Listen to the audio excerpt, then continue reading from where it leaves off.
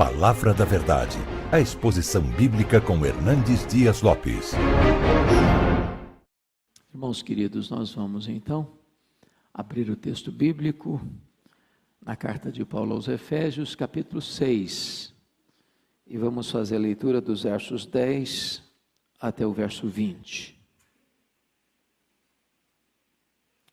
Efésios capítulo 6, a partir do verso 10.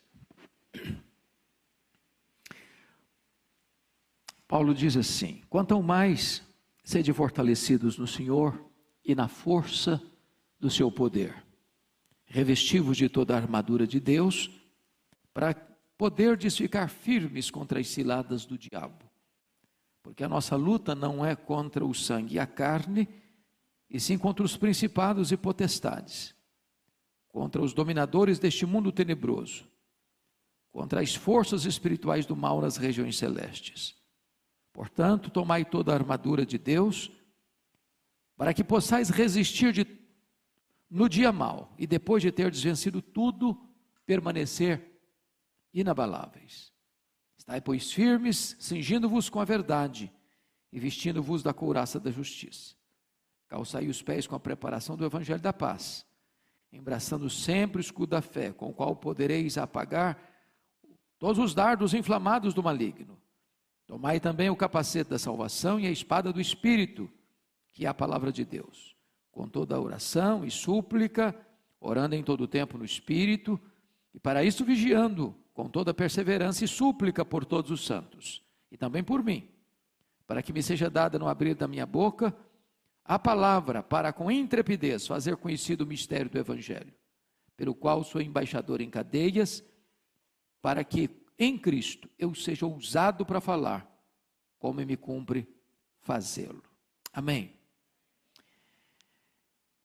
Irmãos amados, Paulo escreveu esta carta quando ele estava preso em Roma, na sua primeira prisão, por volta dos anos 61, 62. Paulo tinha estado nesta cidade de Éfeso, que era a capital da província da Ásia Menor, por cerca de 3 anos. E para mim, um dos grandes avivamentos que eu encontro na história da igreja, um deles aconteceu em Éfeso, uma cidade de mais de 300 mil habitantes, uma cidade idólatra, uma cidade feiticeira, e uma cidade que se rende à palavra de Deus, que vê o poder do evangelho desarticulando os poderes da idolatria e da feitiçaria. E em 3 anos que Paulo passa ali, igrejas são plantadas em toda a província da Ásia Menor. Agora Paulo está enviando esta carta a esta igreja. E nesta carta Paulo retrata de uma maneira eloquente este eterno projeto de Deus, que planeja a nossa salvação, que executa a nossa salvação e que nos dá garantia dessa salvação. A nossa salvação é uma obra do Pai, é uma obra do Filho, é uma obra do Espírito Santo. Depois que Paulo retrata este plano eterno que se consuma na história, que tem a garantia de que será verdadeiramente consumado na segunda vinda de Cristo, ele ora para que a igreja entenda a riqueza desse chamamento, qual a riqueza da sua herança e qual o poder que está à sua disposição. Paulo mostra nessa carta ainda como nós éramos antes deste encontro com Cristo, estando nós mortos, estando nós depravados, estando nós condenados, estando nós escravizados ao diabo, ao mundo e à carne. Mas Deus, porque nos amou e por causa da riqueza da sua graça, nos salvou, pela graça mediante a fé, para as boas obras. E Paulo então mostra como Deus junta judeus e gentios num único corpo, numa única igreja. No capítulo 3, Paulo retrata que este era o grande mistério oculto das eras. De que forma que os gentios eram coerdeiros juntamente com os judeus desta grande salvação em Cristo Jesus.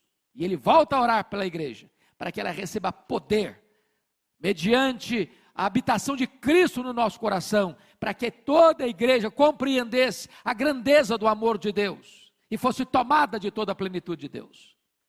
Quando Paulo vai para o capítulo 4, ele começa a aplicar esta gloriosa doutrina e retrata para você e para mim que nós precisamos viver de modo digno da vocação com que fomos chamados, vivendo em mansidão, vivendo em humildade, vivendo em longanimidade, porque nós estamos ligados a um só Senhor, temos um só Deus, temos uma só fé, temos um só batismo.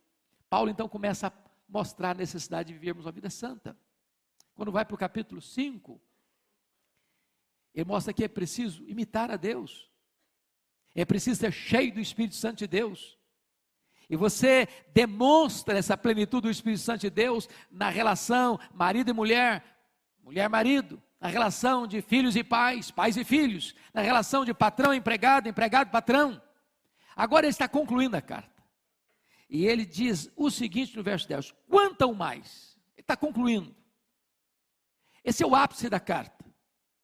E ele vai mostrar para você e para mim que o fato de você ser escolhido por Deus na eternidade, o fato de você ter sido remido por Cristo na cruz, o fato de você ter sido selado com o Espírito Santo da promessa, o fato de você ter sido colocado e enxertado no corpo de Cristo, o fato de você ser cheio do Espírito Santo, o fato de você ter uma família bonita, o fato de você ser uma pessoa abençoada no seu trabalho, não livra você de uma grande batalha espiritual.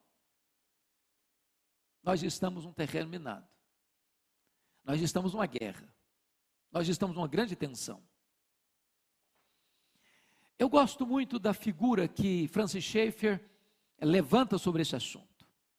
Ele compara este mundo como uma casa de 2 andares. Aqui embaixo, no primeiro andar, é o andar que nós vivemos, nós ouvimos, nós falamos, nós sentimos, nós pensamos, nós andamos, nós descansamos, nós viajamos, nós trabalhamos, nós tocamos. É este o mundo que vivemos. E ele diz, no andar de cima, é o que a Bíblia chamaria de regiões celestes. Você não vê, nem por isso é irreal. Você não toca, nem por isso você deixa de ser influenciado.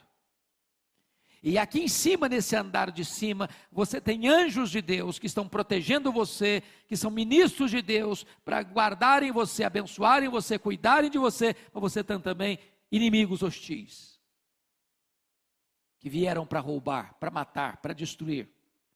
Inimigos terríveis, que vivem ao seu redor como leão, procurando a quem devorar. Que procuram uma brecha na sua, na minha, na nossa vida, para nos destruir. E aqui então, introdutoriamente, eu quero dizer que nós, nessa guerra, precisamos ter 2 cuidados. 2 cuidados. Primeiro cuidado, é você não subestimar este inimigo. Irmãos amados, se nós estamos falando em guerra, não tem nada mais perigoso do que alguém enfrentar um inimigo sem saber quem ele é. Qual o seu poder? Quais são suas armas? Quais são as suas estratégias? Há muitas pessoas hoje que querem colocar o diabo como uma formiguinha inofensiva. Não é assim que a Bíblia trata do assunto. Paulo diz que nós não devemos ignorar os seus desígnios. Então, essa luta é desigual. Por isso as nossas armas não podem ser carnais, mas precisam ser poderosas em Deus, para destruir fortalezas e anular sofismas. Então, não entre nessa guerra de cara limpa, porque você não tem armas suficientes em você mesmo para enfrentá-la e vencê-la. Mas se há um outro polo perigoso também, que é superestimar este inimigo. É de você viver a vida cristã com medo dele. E em momento algum a Bíblia não me ensina a ter medo do diabo e dos seus agentes. O que a Bíblia me ensina é temer a Deus e resistir ao diabo. É preciso entender que o diabo e seus agentes, o diabo não é um Deus caído, ele é um anjo caído. É preciso entender que o diabo, ele só pode agir dentro dos limites que Jesus estabelece para ele, e nem 1 centímetro a mais. É preciso saber que se você está guardado por Deus nas mãos do Senhor, o diabo não pode tocar você, a não ser que Deus permita, para um propósito. Então, dito isso, eu gostaria de que você olhasse comigo, com a Bíblia aberta, algumas coisas que quero partilhar com você. Primeiro, vamos conhecer a natureza desse inimigo. E Paulo, cuidadosamente, vai nos orientar, lá no versículo 12, primeiro, contra quem não é essa luta. Ele diz, a nossa luta não é contra sangue e carne.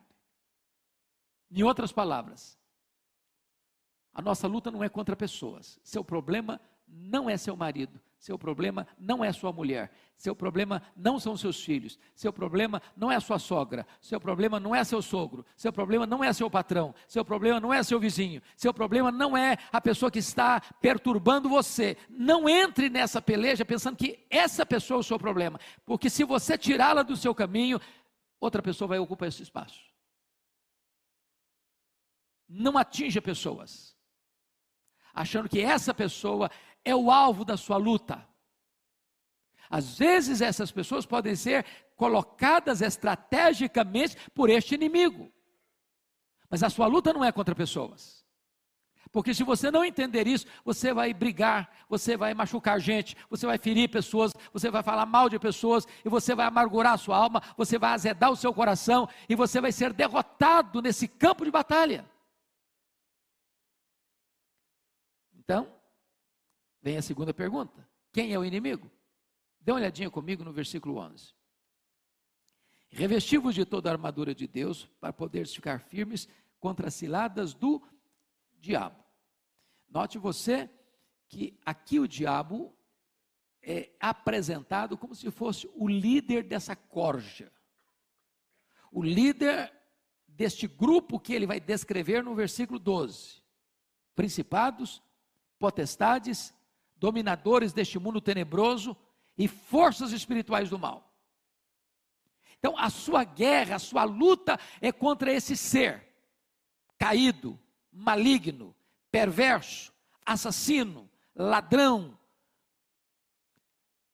esse inimigo que a Bíblia chama de dragão, Abaddon, Apolion, tentador, destruidor, que a Bíblia chama de antiga serpente, leão que ruge, homicida desde o princípio.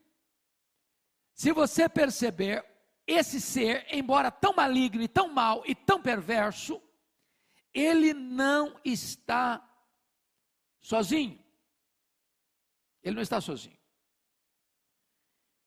Porque ele não é um Deus caído, ele não tem os atributos de Deus. O diabo não é onipresente, ele não é onisciente, ele não é onipotente, ele não é transcendente, mas ele também não está sozinho. À luz de Apocalipse capítulo 12, versículo 3, quando ele cai, ele arrasta com a sua cauda 1/3 das estrelas. Isso é uma expressão bíblica para descrever que 1/3 dos anjos de Deus foram precipitados no abismo com ele.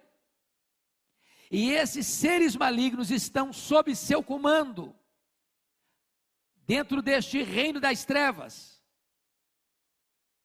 trazendo tantas perturbações e angústias e perplexidades aos homens.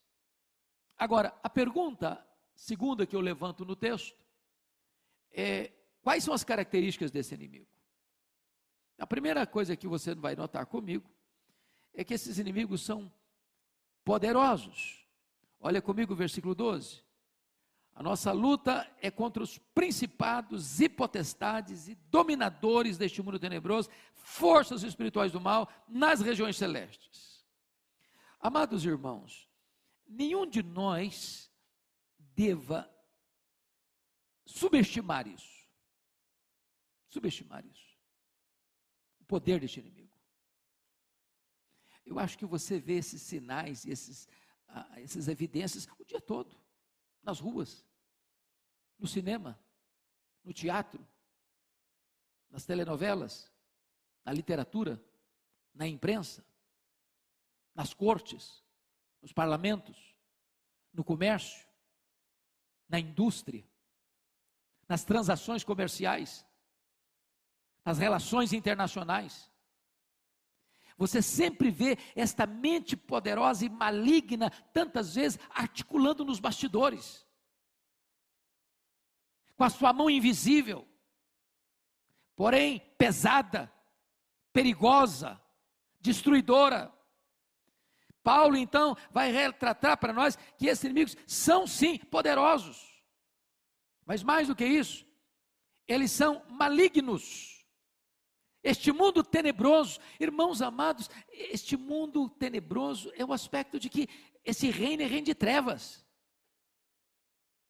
de escuridão, de violência, de maldade, de promiscuidade, de mentira, de opressão, de injustiça, de malignidade, que vem para destruir pessoas, que vem para arruinar famílias, que vem para arrebentar com casamentos, que vem para levar as pessoas ao desespero existencial, que vem para acabar com as pessoas, para arrebentar com elas de todas as formas, de todos os meios.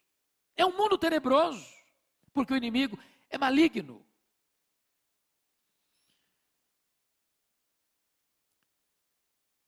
Mas tem um outro aspecto que vale a pena destacar. Esses inimigos são também astutos. Chama a sua atenção de novo para o versículo 11, que Paulo diz que você deve ser tomado de toda a armadura de Deus para você ficar firme contra quê? Ciladas.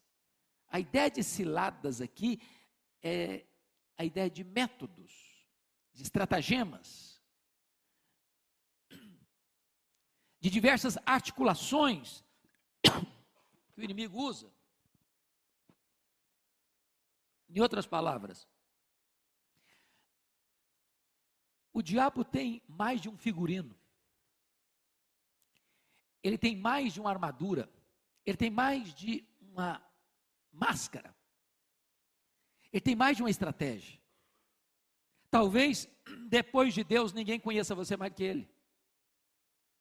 Ele pesquisa você, ele vive ao seu redor, ele busca uma brecha na sua vida, ele conhece os seus pontos fortes e os seus pontos fracos, ele sabe explorar isso. Para cada pessoa, a tentação vem de forma diferente. Tem gente que o problema dele é área sexual, a fraqueza é essa. Para outro, o problema é dinheiro, a fraqueza é dinheiro. Para outra, a fraqueza é vaidade, é soberba, é grandeza. Para cada pessoa ele vai entrar com uma proposta diferente, com uma bandeja diferente, com um cardápio diferente, com uma proposta sedutora diferente. Ele tem muitos métodos, ele tem muitas variantes, como aquele filme O Advogado do Diabo apresenta no final. Quando você acha que você é bom numa área, aí está talvez o seu ponto mais vulnerável. Porque quando você acha que você é forte numa área, você corre o risco de não vigiar. E aí você fraqueja. Mas notem comigo, irmãos, quais são essas estratégias então? Vamos pensar um pouquinho nas estratégias desse inimigo. Lá em Lucas 11, versos 21 e 22, diz que o diabo é uma espécie de valente que tem uma casa e guarda em segurança todos os seus bens. O que significa isso? Significa que o diabo tem sob o seu comando pessoas na casa dele, guardada em segurança por ele. A Bíblia chama isso de reino das trevas ou potestade de Satanás. Mas a Bíblia diz mais, que vindo um mais valente do que ele, vem, vence-o, tira a panóplia dele. Ou seja, a panóplia é uma palavra única, mas que significa toda a armadura, por isso que tem essa preposição, esse prefixo pan, tudo, toda a armadura dele. Deixa-o completamente sem proteção, amarra-o e saqueia os seus bens. Saqueia os seus bens. Então faça a pergunta: você acha que o diabo precisaria de artimanha para prender quem já é dele? Você precisa de um laço para pegar um passarinho que já está dentro da gaiola?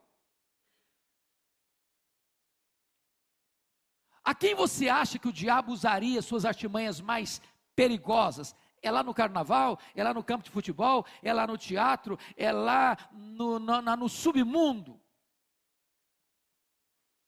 Ou é exatamente contra a igreja de Deus? Daqueles que não estão nas suas mãos que ele tenta capturar? Agora, quais são essas artimanhas que o inimigo usa? Eu gostaria de citar alguns para você. Primeiro, está lá em Mateus 13:19, que quando a semente, a palavra de Deus é semeada, vem o maligno e arrebata essa semente do coração. Irmãos, eu não sei quanto a vocês, mas todo culto onde a palavra de Deus é pregada é um território de batalha espiritual. Eu conheço gente que vem para a igreja e bastou sentar, o cara pode estar sem uma gota de sono, o cara dorme.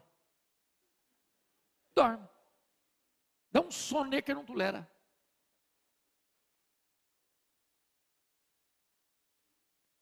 Outras pessoas entram, elas estão fisicamente presentes, mas a alma está vagando, pensando em mil coisas, menos não está escutando ali. De repente, quando escuta, entra aqui e sai cá. Você e eu conhecemos gente que frequenta a igreja há 10 anos, sem nunca ter nascido de novo. E a palavra está sendo arrebatada. Pode ter certeza disso, quando o templo abre, talvez ele é o primeiro a entrar. É luta, é batalha. Nós precisamos orar para que Deus tire o tampão dos ouvidos, para que Deus tire a venda dos olhos, para que Deus chegue ao coração das pessoas. Segundo, o diabo é especialista em colocar dúvidas sobre a palavra de Deus. É assim que Deus disse? Não foi assim a abordagem dele com Eva? É assim que Deus disse?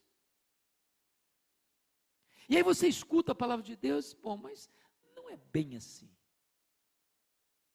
Aliás, não é assim. E as pessoas põem dúvida, sobretudo, por exemplo, Gênesis 1, versículo 1. No princípio criou Deus os céus e a terra. Bom, mas isso aí não é literal. Bom, mas isso aí é uma metáfora. Bom, mas Adão e Eva não existiram. Isso aí é apenas uma ideia metafórica para você achar que surgiu a raça humana. Mas não foi assim. Bom, se você nega isso, você nega a Bíblia toda. Você diz que então os profetas mentiram, que os apóstolos mentiram, que Jesus mentiu, que a Bíblia toda não vale a pena e não merece confiança. E aí vai botando dúvida na cabeça das pessoas. Quer ver outra coisa? Em terceiro lugar, o diabo é especialista em produzir insatisfação. Não foi isso que fez com Eva. Eva, de repente, ela se viu como uma coitadinha, miseravelmente injustiçada, naquele miserável jardim do Éden. Tadinho, esse jardim é muito michuruco para mim. Eu tenho potencial para muito mais. Eu sou possivelmente capacitado para ser igual a Deus. Para que eu vou viver nesse jardinzinho aqui? E de repente, como pródigo, você tem o pai, você tem o irmão, você tem a casa, você tem mesa farta, você tem servos, você tem fartura, e você se sente infeliz. Você está na igreja, você escuta a palavra de Deus, e de repente a igreja não satisfaz, e de repente os prazeres de Deus não satisfazem, e você fica paquerando e flertando com o que está do lado de lá do muro. Daqui a pouco o diabo bota uma grande baita insatisfação no seu coração, e você não está feliz mais. Ele é especialista nisso. Cuidado com a insatisfação. Quer ver outra coisa? O diabo, ele é especialista em produzir uma espécie de raiva no seu coração, que se instala, e você dizer, eu não suporto aquela pessoa, eu não quero nem ver a cara dela, quando eu escuto a voz dela, meu corpo treme, e eu não perdoo também. Tem gente crente que não conversa com o irmão dentro de casa, passa uma semana. Tem gente que frequenta a igreja, se o fulano senta do lado esquerdo, ele vai do lado direito, porque ele não fica perto. Sabe o que a Bíblia diz? Irai-vos e não pequeis, não se deixe o sol se pôr sobre a vossa ira, nem deis lugar ao diabo. Se você guarda mágoa no coração, o diabo encontra uma brecha aberta para afligir você, para atormentar você. Quer ver outra coisa? O pastor Ivan falou agora há pouquinho das seitas, das heresias. Sabe quem é o principal mentor das heresias? É o diabo. São doutrinas de demônios. Ele é um teólogo herege. Ele é um péssimo hermeneuta. Ele é um péssimo exegeta. Ele pega a Bíblia e torce a Bíblia. E muitas das heresias, irmãos, que estão aí circulando e atraindo tanta gente e capturando tanta gente, tem como fonte os demônios. Então são estratégias. Agora, quer ver outra estratégia dele? Olha comigo o versículo 13. Dá uma olhadinha aí. Portanto, tomai toda a armadura de Deus, para que possais resistir no dia mau. Eu fico impressionado com essa expressão aqui, porque a Bíblia diz que todos os dias, de certa forma, são maus. Nós vivemos num mundo que jaz no maligno. Você já tentou, por exemplo, ligar a sua televisão, ou a CBN, quem gosta de notícia, ou qualquer outro tipo de rádio, de FM, e escutar 1 hora e concordar com tudo aquilo que foi falado durante 1 hora? É isso mesmo. Subscrevo tudo isso aí. Você percebeu como é que é a coisa? Nós vivemos num mundo mau. Os valores são outros, estão invertidos, estão às avessas. Agora, existe o que a Bíblia chama de o dia mau. E que dia é esse? Que dia é esse? Nós estamos falando de estratégia de guerra. Pense comigo nessa cena de guerra. Você que já assistiu tantos filmes de guerra, tem hora que 2 exércitos estão lá numa conflagração, num conflito, numa batalha, e de repente o comandante do lado de cá recolhe a sua tropa. Recolhe. O do lado de lá não está sabendo o que está acontecendo. Por que está recolhendo? Está com medo? Está fraco? Não tem mais capacidade de resistência? E de repente é estratégia recolher. E quando, todo filme de guerra é assim, você pode perceber isso, quando a cena está tranquila, os soldados estão subiando, assim, aquela calmaria, aquele negocinho assim, parece que está até numa colônia de férias, aí vem chumbo grosso. É assim na guerra, espiritual também. Pensa na casa dos 2 andares. Você está lá embaixo, no primeiro andar, tranquilo, no nice e tal, está tudo bem, está tudo em paz, está com saúde, família vai bem, está promovido no emprego, os filhos estão tudo bem sucedido no trabalho, na escola, e está aquela maravilha, aquela nice, você nem vai para a igreja mais, também reunião de oração você não vai mais, vigília nem fala nisso mais, e você também está até de férias de Deus, e de repente está tudo calmo. Aí, de repente, lá do andar de cima vem uma ordem, dia tal, chumbo grosso no fulano. Aí o cara acorda já meio atordoado. Já acorda, já briga com a mulher, grita com as crianças, chuta o cachorro. Buzina e grita com o cara no trânsito. Chega no trabalho e está aquela confusão. E ele nem está percebendo a natureza do problema que ele está enfrentando. É o dia mau. E se você não se aperceber que esta é uma hora de pressão em cima de você, você se descontrola. Você entra na carne. Você cai na esparrela. Você é derrotado na luta. Mas quer ver outra estratégia desse inimigo? Volta para o versículo 13 de novo comigo. É impressionante o que Paulo diz aí no finalzinho do verso 13. Para que possais, portanto, tomai toda a armadura de Deus, para que possais resistir no dia mau. O dia mau é para resistir. Resistir. Agora, o que diz aí? E depois de terdes vencido tudo, não parte tudo, Aí sim, aí você pode instalar ali as armas, aí você pode dar uma relaxada, aí você pode até tirar umas férias. É isso que está escrito aí? Não. E depois de ter vencido tudo, permanecer inabaláveis. Sabe o que significa isso? Você precisa continuar vigiando. Para mim, uma das coisas mais estratégicas de batalha espiritual que eu encontro na Bíblia é Lucas capítulo 4, quando Jesus derrota o diabo 3 vezes, está escrito, está escrito, está escrito, e o diabo o deixou até momento oportuno, e aí voltou de novo. Outras estratégias, outras armas, usando outras circunstâncias, outras pessoas, para tentar capturar Jesus, pegar Jesus. Perseverança, irmão, perseverança. Vigilância. Pois bem, agora eu quero concluir. Quais são as armas que nós precisamos usar nessa batalha espiritual? A primeira arma, por favor, dê uma olhadinha comigo, versículo 10. Quanto ao mais, sede fortalecidos no Senhor e na força do seu poder. Primeira coisa que Paulo está dizendo o seguinte: você não é forte em você mesmo, e você não é forte à parte do Senhor. Você só pode ser fortalecido quando você está no Senhor. É nele, é dele que emana esse poder. O problema dessa luta, irmãos, não é a presença do diabo. O maior problema é a ausência de Jesus. Se você está em Jesus e sendo fortalecido nele, você é fortalecido com poder. É com Ele, é na presença dEle, é em comunhão com Ele, é tendo intimidade com Ele, é desfrutando da companhia dEle, é estando debaixo das asas dEle, é vivendo na presença dEle. Esse é o segredo de você ser revestido no Senhor e na força do seu poder. Não é possível você entrar nessa luta sem esse poder. No seu poder não vai.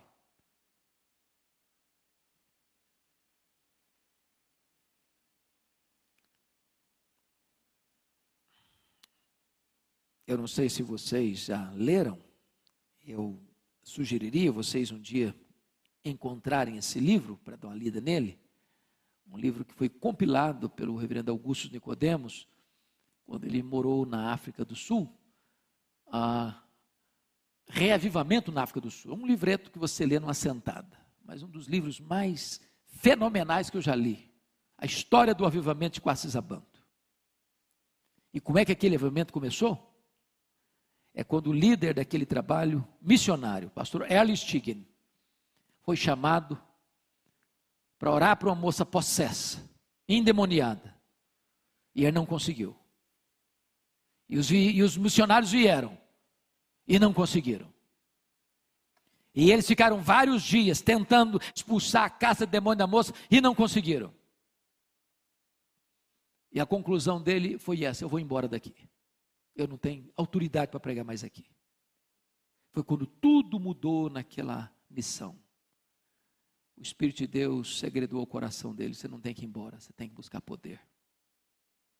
Buscar poder.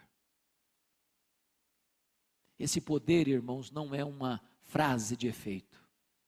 Esse poder não é uma gincana mental, onde você elabora algumas frases de efeito e as coisas vão acontecer. Não, não é. Esse poder não é maquiado pelo homem, não é produzido pela terra. Esse poder é o poder do Espírito Santo que emana do céu. Só esse poder pode dar a você vitória em determinados momentos dessa luta espiritual. E Erlich Stigen então começa a orar, começa a jejuar, e os missionários começam a orar, e começa a jejuar, e começa a acertar a vida com Deus, e começa a chorar pelos seus pecados, e foram meses, foram anos de acerto com Deus, até que houve um grande derramar do Espírito Santo. A moça foi liberta, os feiticeiros foram se convertendo, e ali milhares e milhares e milhares e milhares de pessoas foram sendo salvas. Eu visitei esse local. E eu confesso que durante toda a minha vida, eu nunca vi, foi o lugar que mais eu senti a presença de Deus em toda a minha vida. Era uma espécie de, parecia que você via Deus no ar. Eu nunca vi nada igual. Você já pensou que você está num culto público e você ter 200 crianças? Criança é criança em qualquer lugar do mundo, com o rostinho no chão, adorando a Deus.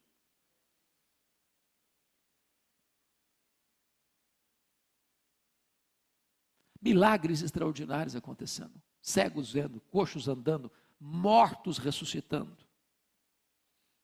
Eu ouvi o testemunho pessoal da regente do coral, que ficou 17 horas no caixão. Quando estava indo para o cemitério, Deus a levantou da morte. Agora, como é que começa isso? Quando alguém reconhece o seguinte: eu preciso de poder. Eu preciso de poder. E poder não se recebe na academia, e poder não se recebe apenas com a intelectualidade humana, poder se recebe com joelhos dobrados, com o derramar do Espírito Santo de Deus. Nós precisamos desse poder. Segunda coisa que Paulo nos ensina, irmãos, versículo 11, é que nós precisamos ser revestidos não de alguma, mas de toda a armadura de Deus. E toda a armadura de Deus, uma palavra só no grego, é panóplia. Nós precisamos da panóplia. Nós precisamos de cada peça dessa armadura. Não pode ter brecha. Não pode ter brecha. Você precisa proteger sua cabeça. Você precisa proteger o seu coração.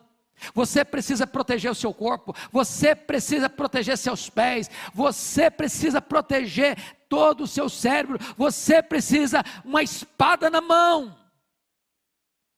Você é um guerreiro. Você precisa ter armas de defesa e de combate.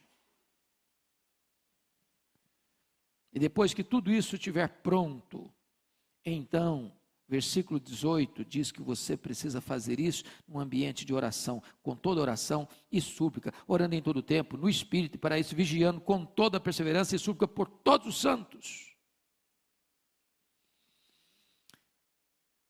Eu queria concluir fazendo uma pergunta a você.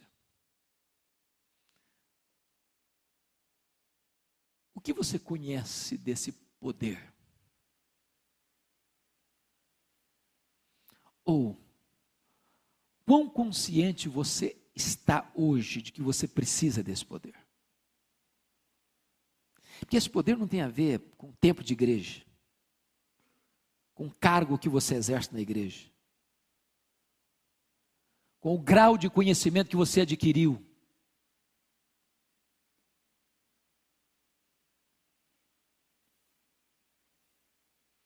Eu disse isso aqui há alguns anos, e eu queria repetir porque o nosso auditório é outro hoje. Uma experiência que marcou profundamente a minha vida. Eu estava pregando num culto de formatura do Seminário Presbiteriano do Norte, em Recife, na Igreja Presbiteriana das Graças. Um dos formandos, depois do culto, me procurou para me contar uma história que ele tinha vivenciado naquele ano. Ele era um bom pregador e hoje ele é um missionário fora do Brasil. E ele recebe um convite muito honroso para pregar numa das maiores igrejas presbiterianas do Brasil, uma das mais lindas capitais do país. Não é comum uma igreja convidar para uma série de conferências, sexta, sábado e domingo, um seminarista. Via de regra, se convida um pastor mais experiente, o mais calejado do ministério, mas aquela igreja convidou o seminarista. E ele se sentiu muito honrado, obviamente. Então ele partiu para lá, sexta-feira. Coube-lhe o privilégio de ser hospedado pelo próprio pastor da igreja. Estava se aproximando a hora do culto, ele já de banho tomado, já botando a sua indumentária para pregar, quando chega uma mulher, muito apavorada na casa do pastor. E a mulher diz: pastor, eu preciso que o senhor vá na minha casa agora. Eu falei: o que foi, filha?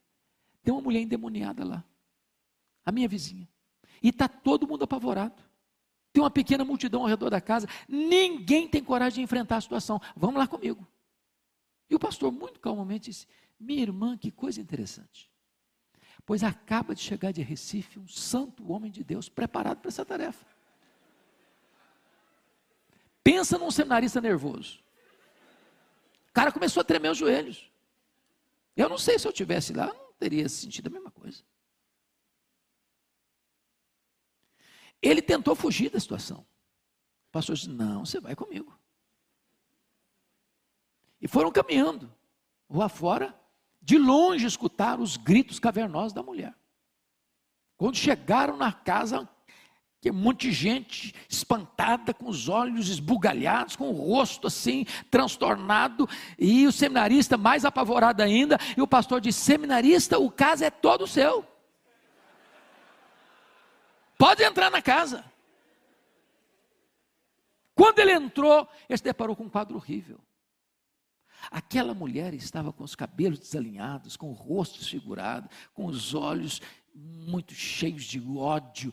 E quando ele tentou esboçar a primeira palavra, ela lhe deu uma bofetada na cara e jogou ao chão. E no chão ele ficou por mais de 1 hora. E ela bufando ao redor dele como uma fera selvagem.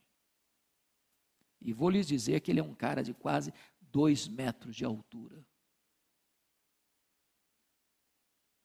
Ele me disse em lágrimas, esse pastor Hernandes, caído e nocauteado ali, eu senti e vi como um filme passar em minha cabeça a minha história. Seminarista, formando, cheio de arrogância, achava que eu era o tal. Caído, envergonhado, humilhado. Seus pecados vinham como um filme na sua cabeça. Até que depois de muito tempo, ele disse, me senti como Sansão, agarrado nas colunas daquele templo, e fazendo a seguinte oração, oh meu Deus, eu ainda sou teu servo, tem misericórdia de mim, restaura minha autoridade, restaura meu poder, não me deixe envergonhado, Senhor. E quando ele começa a orar desta maneira, a mulher cai. E quando a mulher caiu, ele se levantou. Porque diante de Deus, humildade, mas diante do diabo, autoridade. Autoridade. E ele se levantou, e no nome do Senhor Jesus Cristo, ele deu ordem àqueles demônios para se retirarem daquela mulher. Ela ficou liberta. E ele me disse algo que eu nunca mais esqueci. Ele me disse assim, pastor Hernandes, nesse dia eu descobri uma coisa. Não basta ser crente. Não basta ser líder. Não basta ser diácono, presbítero, seminarista, pastor, missionário. É preciso ter o poder do Espírito Santo de Deus na nossa vida. Quanto ao mais sede fortalecidos no Senhor e revestidos da força do seu poder. Você quer esse poder, irmão? Ele está à sua disposição, está à minha disposição. Paulo diz isso lá no 1º capítulo. A suprema grandeza do poder de Deus está à nossa disposição, o mesmo poder que ressuscitou Jesus dentre os mortos. Eu queria orar com você agora. E se você anseia esse revestimento de poder, eu vou pedir permissão ao meu pastor aqui, para fazer uma coisa diferente. Convidar você para vir aqui à frente. Se você deseja isso, almeja isso para a sua vida, para o seu coração. Senhor, eu preciso desse poder. Eu quero esse poder.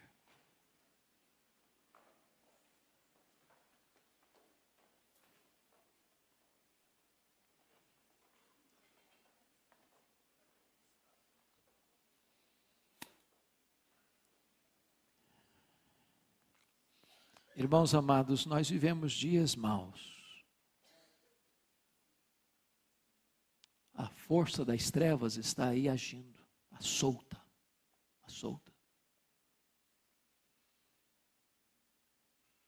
E nós precisamos desse poder para enfrentar isso.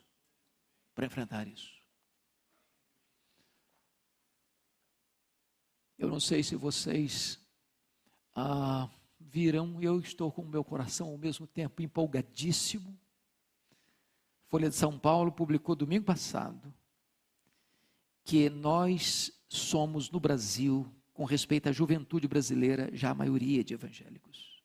A maioria dos jovens brasileiros já são evangélicos. Muitos deles ainda com muitas deficiências, com muitas carências. E cabe a nós dar pão para essa juventude, palavra para essa juventude, instrução para essa juventude. Irmãos, por onde eu tenho andado por esse Brasil afora, eu tenho ficado impressionado, a quantidade de gente. Estava pregando essa semana passada, sexta-feira, lá na Igreja Batista, primeira Igreja Batista de Maceió.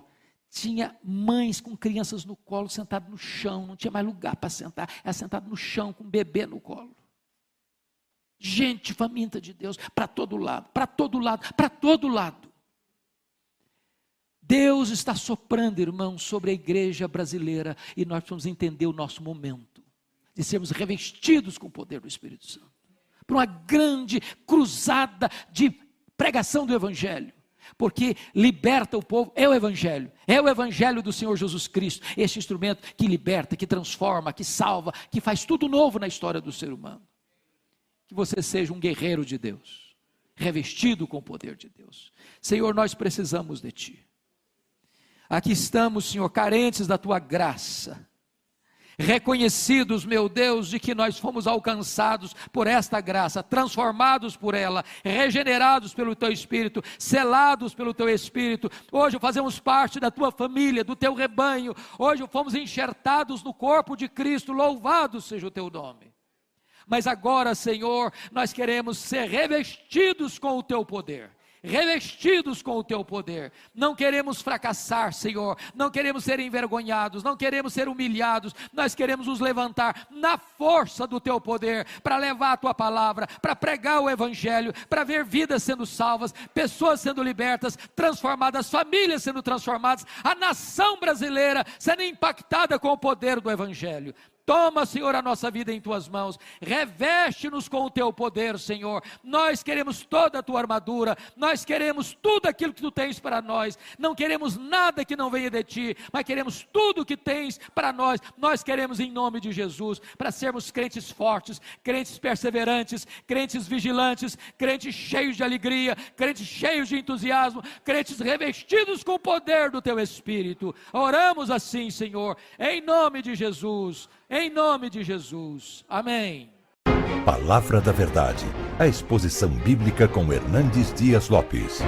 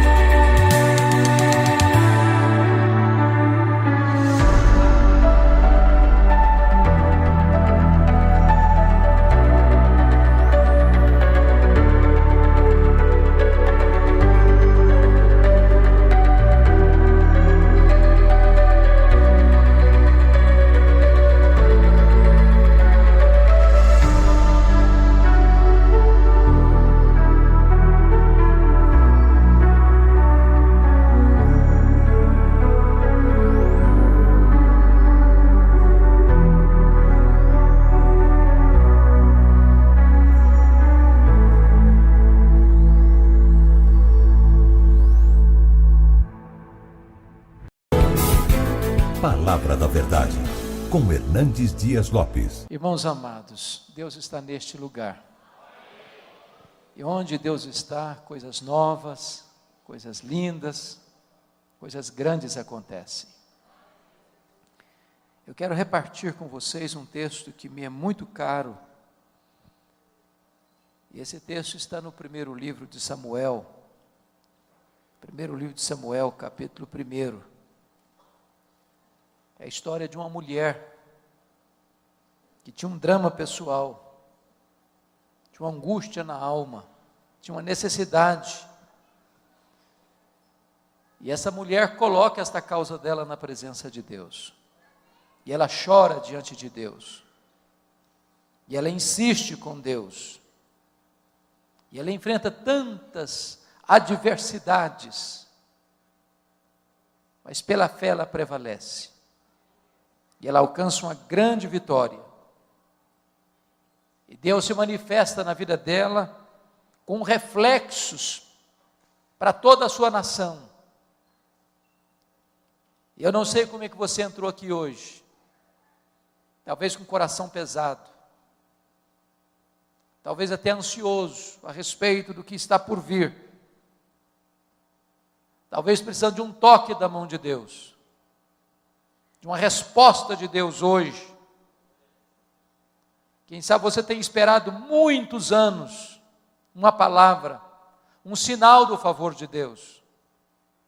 Quem sabe pela graça de Deus hoje pode ser esse dia. Então eu queria que você abrisse sua Bíblia comigo aí no primeiro livro de Samuel, no capítulo 1, para nós lermos esse texto. E você vai acompanhar essa leitura comigo. Está escrito: houve um homem de Ramataim Zofim, da região montanhosa de Efraim, cujo nome era Eucana, filho de Girão, filho de Eliú, filho de Tou, filho de Zufi, efraimita. Tinha ele duas mulheres, uma se chamava Ana e a outra Penina. Penina tinha filhos, Ana, porém, não os tinha. Este homem subia da sua cidade de ano em ano a adorar e a sacrificar ao Senhor dos Exércitos em Siló. Estavam ali os dois filhos de Eli, Rofini e Finéias, como sacerdotes do Senhor. No dia em que Eucana oferecia o seu sacrifício, dava ele porções deste a Penina, sua mulher, e a todos os seus filhos e filhas. A Ana, porém, dava porção dupla, porque ele amava, ainda mesmo que o Senhor a houvesse deixado estéril.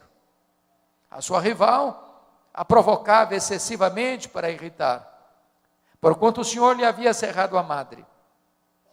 E assim o fazia ele de ano em ano. E todas as vezes que Ana subia à casa do Senhor, a outra irritava, pelo que chorava e não comia.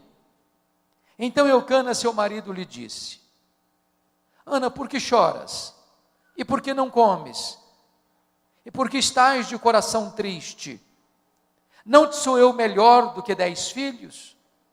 Após terem comido e bebido em Siló, estando Eli o sacerdote assentado numa cadeira, junto a um pilar do templo do Senhor, levantou-se Ana e com amargura de alma orou ao Senhor, e chorou abundantemente e fez um voto dizendo: Senhor dos exércitos, se benignamente atentares para a aflição da tua serva, e de mim te lembrares, e da tua serva te não esqueceres, e lhe deres um filho varão, ao Senhor o darei por todos os dias da sua vida, e sobre a sua cabeça não passará navalha. Demorando-se ela no orar perante o Senhor, passou Eli a observar-lhe o movimento dos lábios, porquanto Ana só no coração falava. Seus lábios se moviam, porém não se lhe ouvia voz nenhuma. Por isso Eli a teve por embriagada e lhe disse: Até quando estarás tu embriagada? Aparta de ti esse vinho. Porém Ana respondeu: Não, Senhor meu, eu sou mulher atribulada de espírito. Não bebi nem vinho nem bebida forte, porém venho derramando a minha alma perante o Senhor. Não tenhas, pois, a tua serva por filha de Belial, porque pelo excesso da minha ansiedade e da minha aflição é que tenho falado até agora. Então lhe respondeu Eli: Vai-te em paz, e o Deus de Israel te conceda a petição que lhe fizeste. E disse ela: acha tua serva mercê diante de ti. Assim a mulher se foi seu caminho e comeu, e o seu semblante já não era triste. Levantaram-se de madrugada e adoraram perante o Senhor, e voltaram e chegaram à sua casa a Ramá. Eucana coabitou com Ana, sua mulher, e lembrando-se dela o Senhor, ela concebeu. E passado o devido tempo teve um filho, a que chamou Samuel, pois dizia: do Senhor o pedi. Verso 26. Disse Ana a Eli: ah, meu Senhor, tão certo como vives, eu sou aquela mulher que aqui esteve contigo orando ao Senhor. Por este menino morava eu, e o Senhor me concedeu a petição que eu lhe fizera, pelo que também o trago como devolvida ao Senhor por todos os dias que viver, pois do Senhor o pedi. E eles adoraram ali o Senhor. Amém. Eu quero conversar com vocês nesta noite sobre o tema: não desista de seus sonhos. Não desista de seus sonhos. Era o ano de 1952 na Nova Zelândia, quando um grande esportista daquele país, Edmund Hillary, nutriu no seu coração um sonho inédito, um sonho audacioso, o sonho de escalar a montanha mais alta do planeta, o sonho de chegar no topo do Pico Everest, com mais de 8.800 metros de altitude. Edmund Hillary preparou-se para aquela grande empreitada da sua vida, mas quando ele partiu para realizar o seu sonho, ele fracassou. Ele não conseguiu chegar no topo do Everest. 6 meses depois, ele foi convidado para dar uma palestra em Londres, na Inglaterra. E quando ele chegou naquele bonito auditório, propositadamente as pessoas haviam colocado uma grande gravura do Monte Everest na parede. Ele entrou no auditório, olhou para a gravura, cabisbaixo, dirigiu-se à plataforma. Quando passaram-lhe a palavra, por um momento, ele esqueceu-se o auditório, voltou-se para a gravura e disse: Monte Everest, da primeira vez tu me derrotaste. Tu não podes crescer mais, mas eu ainda estou crescendo. Da próxima vez, eu te vencerei. 6 meses depois, Edmund Hillary era o primeiro homem na história da humanidade a chegar no topo do Pico Everest, deixando para nós um legado: não desista de seus sonhos. Eu sei que você tem sonhos, todos nós os temos. Quem não sonha não vive. Quem desistiu de sonhar, desistiu de viver. Mas é provável que neste auditório haja alguém aqui que já tenha perdido os seus sonhos mais bonitos pelas estradas da vida.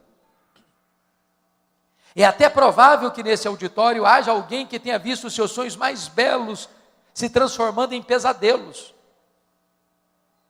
Quem sabe haja neste auditório aqui alguém que já desistiu de seus sonhos, que já enterrou seus sonhos, que já colocou no túmulo de seus sonhos uma lápide com a seguinte inscrição: aqui jaz os meus sonhos. Pois eu quero encorajar você nesta noite a trazer esses sonhos de volta e a colocá-los na presença de Deus. Porque nós estamos servindo nesta noite não a um ídolo mudo, surdo, impotente. Nós estamos adorando o Deus vivo, aquele que está assentado no trono, aquele que tem as rédeas da história em suas mãos, aquele que faz e ninguém pode impedir a sua mão de fazê-lo. Nós estamos na presença do Deus Todo-Poderoso, que pode agir milagrosa e extraordinariamente na sua vida, na sua história, na sua família, nesta noite. O texto que acabamos de ler nos conta a história dessa mulher. Nos conta a história de Ana. Uma mulher que tinha um sonho bonito, um sonho legítimo, um sonho de ser mãe. Só que Ana é estéril, seu ventre é um deserto. Ela não consegue conceber. E eu imagino que se Ana fosse nossa contemporânea, ela enfrentaria algumas abordagens. Talvez a primeira delas seria esta: Ana, você é uma mulher tão crente, você é tão piedosa, você ora tanto, você vai tanto à igreja, você está doente, minha filha. Tem coisa errada na sua vida. Eu acho que você deveria fazer uma análise mais detalhada e meticulosa da sua árvore genealógica, porque é muito provável que haja alguma maldição hereditária incrustada aí na sua família, e enquanto você não quebrar essa maldição, você não vai ser curada. Só que o problema de Ana não era maldição hereditária. Se Ana vivesse hoje, talvez alguém parecido com os amigos de Jó chegariam para ela para dizer o seguinte: Ana, você é uma mulher tão crente, mas você está doente.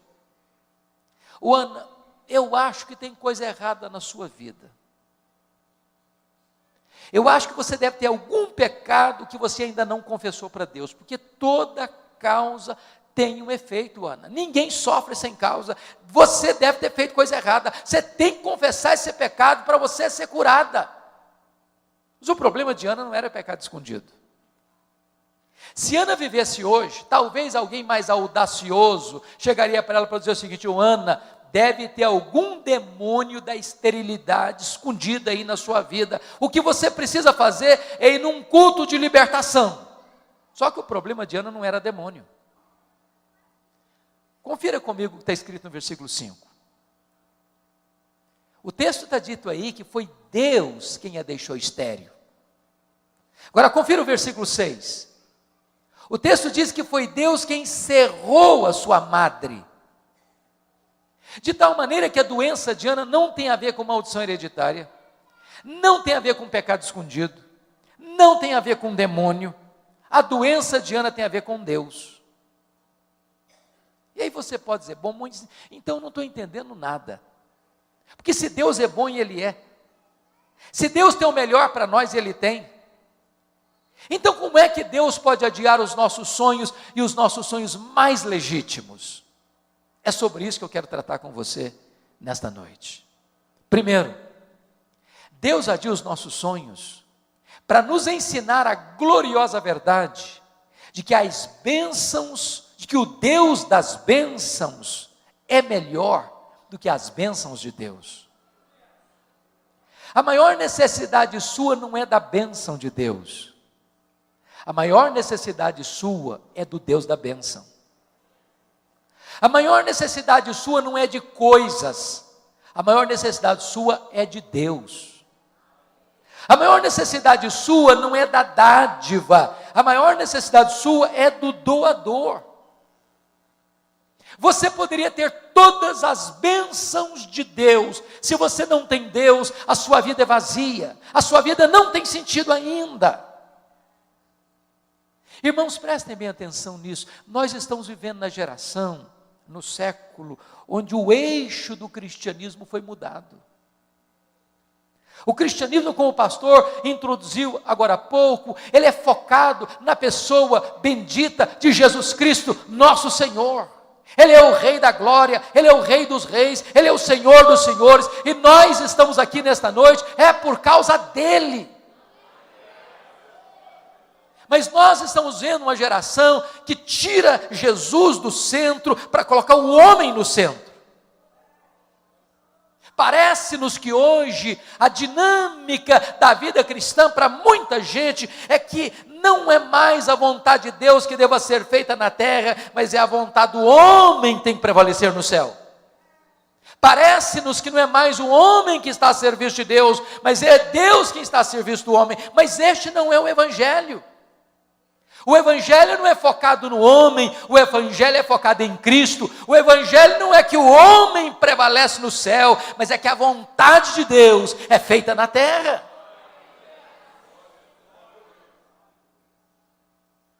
Quando nós começamos a colocar coisas e pessoas no lugar de Deus, Deus adia os nossos sonhos. Para nós entendermos que Ele, Deus, precisa ocupar o primeiro lugar na nossa vida. que Ele, Deus, precisa ser o primeiro na nossa agenda. Para nós entendermos que Deus é melhor do que as bênçãos de Deus, que o doador é melhor do que a dádiva. A segunda verdade, ou a segunda coisa que Deus faz, quando os nossos sonhos são adiados, a segunda lição que Deus nos ensina é esta: Deus adia os nossos sonhos, para nós entendermos que tudo o que nós temos, tudo o que nós somos, veio de Deus, é de Deus, e deve ser consagrado de volta para Deus. Olha o que Ana disse para Eli: por este menino orava eu, pelo que eu trago como devolvido por todos os dias da sua vida ao Senhor. Se Ana não tivesse entendido isso, Samuel teria sido um ídolo na sua vida. Se Ana não tivesse entendido isso, a vida dela teria gravitado ao redor de Samuel. Porque Ana entendeu que Samuel veio de Deus, que Samuel era de Deus, ela devolve Samuel para Deus. Nós temos que ter muito cuidado, irmãos, porque às vezes nós pedimos uma bênção para Deus, e Deus é o Deus abençoador, Ele dá bênção. E aí, sabe o que acontece às vezes? Quando nós recebemos a bênção, nós substituímos o abençoador pela bênção, o Criador pela criatura. Ficamos tão encantados com a bênção que não temos mais tempo para o abençoador. Eu explico. Você pede para Deus, por exemplo, prosperidade, e Deus dá prosperidade. A bênção de Deus enriquece e com ela não tem desgosto. É Deus quem fortalece as nossas mãos para adquirirmos riqueza. Mas e a pessoa começa a prosperar, e quando ela começa a prosperar, ela não tem tempo para Deus mais. Não pode ir numa reunião de oração mais. Não frequenta uma vigília de oração mais, não vai para uma reunião de estudo bíblico numa casa mais, porque está tão ocupado cuidando da bênção, que se esqueceu do abençoador, não tem mais tempo para o abençoador. Transformou a bênção num ídolo. Deixa eu dizer uma coisa muito importante para você hoje: a vida que você tem é de Deus, a saúde que você tem é de Deus, a família que você tem é de Deus, o cônjuge que você tem é de Deus, os filhos que vocês têm são de Deus, a casa que vocês moram é de Deus, o carro que vocês andam é de Deus, o salário que vocês recebem vem de Deus, tudo é de Deus. Então coloque o melhor daquilo que Deus tem dado para você no altar de Deus, de volta em consagração para Deus. Coloque o seu Samuel no altar de Deus. Terceira coisa, quando Deus adia os nossos sonhos, Ele adia para nos ensinar que os planos de Deus são maiores e são melhores do que os nossos sonhos. Qual era o sonho de Ana? Apenas ser mãe. Qual era o projeto de Deus para Ana? Que ela fosse mãe do maior profeta, do maior sacerdote, do maior juiz de Israel, do homem que haveria de trazer de volta a nação apóstata para a presença de Deus. Às vezes a gente endereça aos céus um pedido, e quer que Deus nos atenda do nosso jeito, no nosso tempo. E aí Deus não atende do nosso jeito e no nosso tempo, e a gente fica ansioso, angustiado, questionando, duvidando. Sabe por que às vezes Deus não nos dá o que nós queremos? É porque Deus olha para nós e diz assim: meu filho, minha filha, você está pedindo um pouco demais. Eu tenho coisa melhor para você, eu tenho coisa maior para você. Os meus caminhos são mais altos que os seus caminhos, os meus pensamentos são mais elevados que os seus pensamentos. Eu estou preparando algo melhor para a sua vida. A Bíblia diz que quando Deus parece retardar, Ele não está longe, Ele não está indiferente, Ele não está distante, Ele não está silencioso, Ele não está com os ouvidos fechados, Ele está trabalhando no turno da noite, preparando algo maior e melhor para você, porque não há Deus como o nosso que trabalha para aqueles que nele esperam.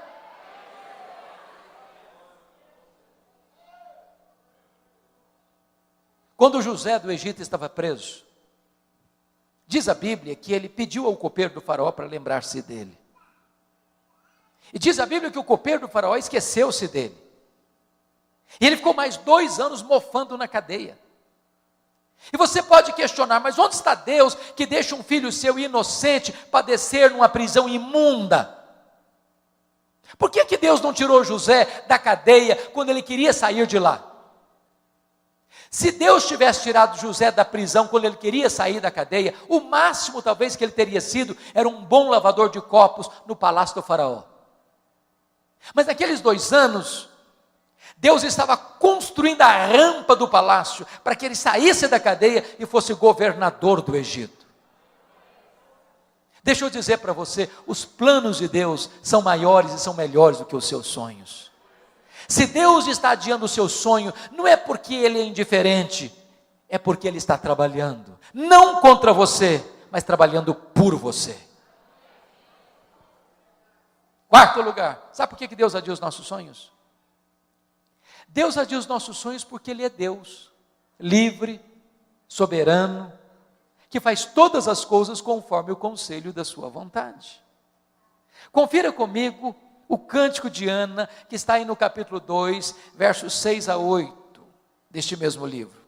Olha o que Ana vai dizer. O Senhor é o que tira a vida e a dá, faz descer a sepultura e faz subir. O Senhor empobrece e enriquece, abaixa e também exalta. Levanta o pobre do pó e desde o monturo exalta o necessitado, para o fazer assentar-se entre príncipes. Preste bem atenção aqui. Algumas pessoas hoje, em nome até de uma fé robusta, beiram a blasfêmia. Quando chegam para Deus, com petulância, com soberba, e dizem assim: Deus, eu exijo. Deus, eu proíbo. Deus, eu determino. Deus, eu decreto. E ai de Deus se não atender. Até parece que essas pessoas estão assentadas num alto e sublime trono, e que Deus está no escabelo de seus pés. Tolice, tolice. Deus é soberano. Deus está assentado num alto e sublime trono. Deus tem as rédeas da história em suas mãos. Deus levanta reis e Deus depõe reis. Deus levanta reinos e Deus abate reinos. Deus pega aquele que está lá no topo da pirâmide e joga-o no chão, e pega o que está sentado no monturo e o faz assentar-se entre príncipes. Ele é Deus. Ele não precisa pedir licença nem para você, nem para mim, para agir. Ele é livre, Ele é soberano e faz todas as coisas conforme o conselho da sua vontade. Deus não pode ser pressionado, Deus não pode ser colocado contra a parede. Ele é Deus. Agora, preste atenção nisso. Quando Deus age, ninguém pode impedir a mão de Deus de agir. Nós não podemos concordar com aqueles que dizem: não, o tempo dos milagres de Deus ficaram lá num remoto passado. Deus já fez, mas Deus não faz mais. Não, Deus não está sentado numa cadeira de balanço. Deus não se aposentou. Deus não está senil. Deus é o mesmo ontem, Deus é o mesmo hoje, Deus é o mesmo para sempre. Ele nunca perdeu o seu poder. Ele faz, e quando Ele faz, ninguém pode impedir a sua mão de fazê-lo. Eu acredito que Ana, como uma mulher instruída que era, ela deve ter procurado todos os recursos médicos do seu tempo. Porque aqueles que acham que se nós temos fé, nós não devemos ir a um médico, estão equivocados. Porque Deus cura com o meio, sem o meio, apesar dos meios. Sempre é que Deus que cura. O médico, o remédio, a medicina é apenas um instrumento. Mas o poder de curar vem de Deus. E Ana era uma mulher instruída. E eu acho que Ana, penso eu, devia carregar na sua bolsa tiracolo, que toda mulher gosta de ter, os últimos exames da junta médica de Ramá, dizendo para ela o seguinte: Ana, não tem jeito, não tem cura. Mas Ana entende uma coisa: se Deus quiser, tem jeito. A última palavra não é da ciência. A última palavra não é da medicina. A última palavra é do Deus vivo. Se Deus quiser, tem jeito. Para Deus não tem causa perdida. Para Deus não tem doença incurável. Para Deus não tem vida irrecuperável. Para Deus não tem casamento sem solução. Para Deus não tem família sem resposta. Não importa a sua causa, por mais perdida que ela esteja, se Deus quiser, tem jeito. Há alguns anos, eu estava em Vitória, a caminho do hospital militar para fazer uma visita, hospital público. E quando eu cheguei na porta do hospital, tinham 3 pessoas. E eram pessoas da minha cidade, cidade do interior do Espírito Santo. E dentre elas estava uma jovem de 19 anos. Porque ela estava com um câncer que havia tomado todos os seus órgãos vitais. E lá no interior, na sua cidade, não tinha CTI. E os médicos disseram para ela, olha, chegou o nosso limite, não dá mais para continuar o seu tratamento aqui. Então você precisa ir para Vitória, você precisa se internar no CTI, porque nós não temos mais o que fazer aqui. Só que a Sara não tinha plano de saúde e não tinha vaga no CTI. Eu conversei com o diretor e disse, eu não posso receber essa moça aqui hoje. E eu fui um pouco frustrado para a porta do hospital e disse para a Sarita assim, olha filha, infelizmente aqui não tem vaga para você. Mas nós podemos fazer uma coisa. Eu confesso que eu não tenho muito essa prática. Não sou muito de fazer isso. Mas naquele dia eu fiz. Ali na porta do hospital eu disse, Sarita, não tem jeito para você aqui, mas nós podemos falar com aquele que tem jeito para tudo. E ali na porta do hospital, eu impus as mãos sobre a Sarita e disse, meu Deus, essa moça não tem lugar aqui nesse hospital, mas se tu quiseres, Deus, o Senhor pode curá-la também na porta desse hospital. Porque para ti não tem coisa impossível. E orei por ela. Quando eu terminei de orar, aproxima-se um jovem e disse, essa moça tem um primo que é médico em outra cidade do estado. E lá tem CTI. Falei, então vamos ligar para ele. Ligamos para o médico. Ele disse, tem CTI, pode trazer a minha prima para cá. Imediatamente, ela faz a viagem de aproximadamente 200 quilômetros. Quando ela chega na outra cidade, o médico pega os exames, constata a gravidade do problema, coloca numa maca, começa a palpar o seu ventre. Achou estranho?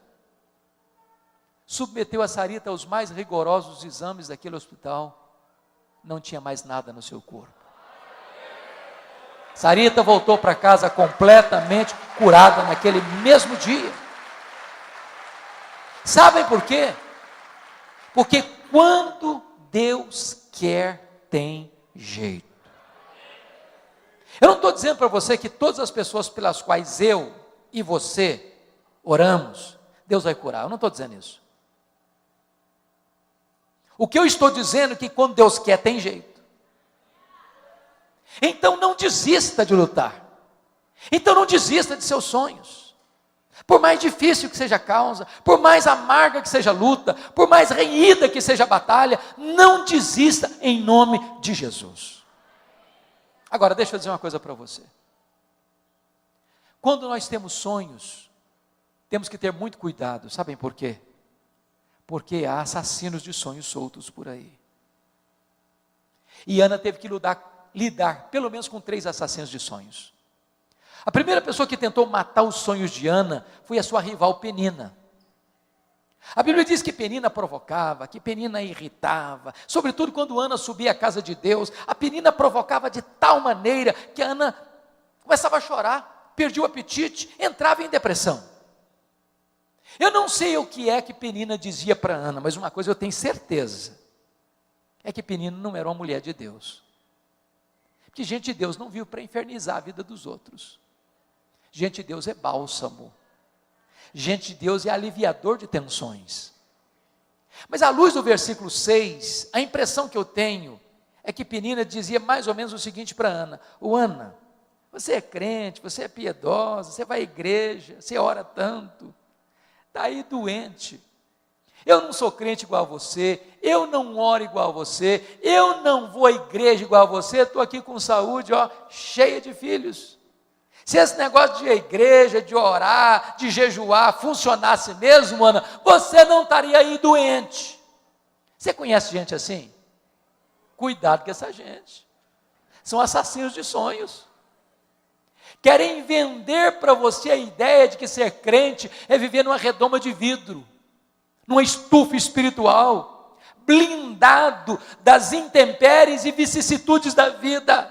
Jesus nunca prometeu, nem para você nem para mim, que nós passaríamos incólumes neste mundo, sem aflição. O que Ele prometeu para você e para mim é estar conosco todos os dias, até a consumação dos séculos.